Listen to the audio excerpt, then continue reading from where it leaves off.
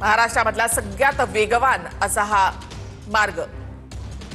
आणि ही जी दृश्य आपण पाहतो याच बोगद्यामधून आता मुख्यमंत्री उपमुख्यमंत्र्यांचा ताफा या ठिकाणी येईल।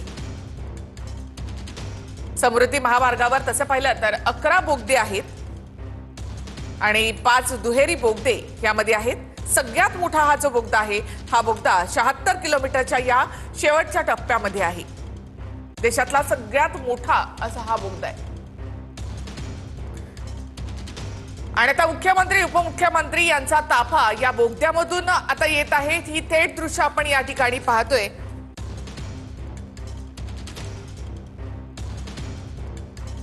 तर 7.78 किलोमीटर लांबीचा हा सगळ्यात मोठा बोगदा देशातला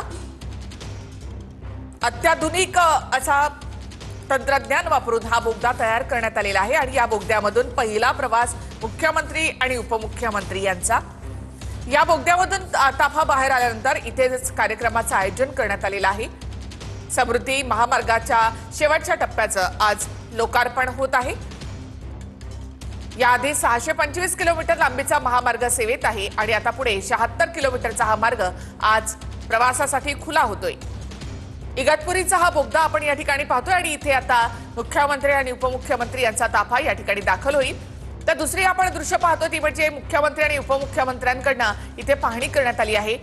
इथे नदीवर धरण बांधून तिथे पाणी अडवण्यात आलं आणि त्यानंतर सर्वात उंच पुलांचं काम या ठिकाणी करण्यात आलं। 2 डोंगरांना जोडणारे असे उंच पूल या ठिकाणी आहेत।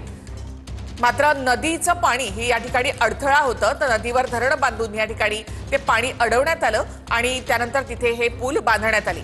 त्याची देखील पाहणी मुख्यमंत्री आणि उपमुख्यमंत्र्यांकडनं करण्यात आलेली आहे।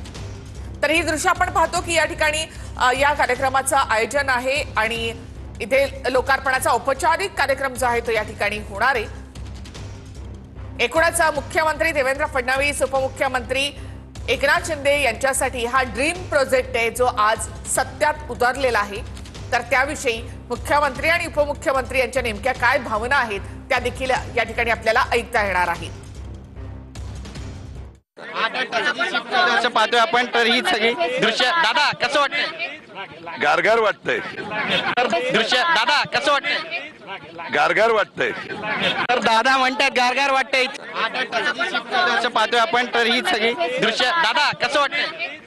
गारगार वाटतंय। दृश्य दादा कसं वाटतंय? गारगार वाटतंय। तर दादा म्हणतात गारगार वाटतंय। दृश्य आपण बघतोय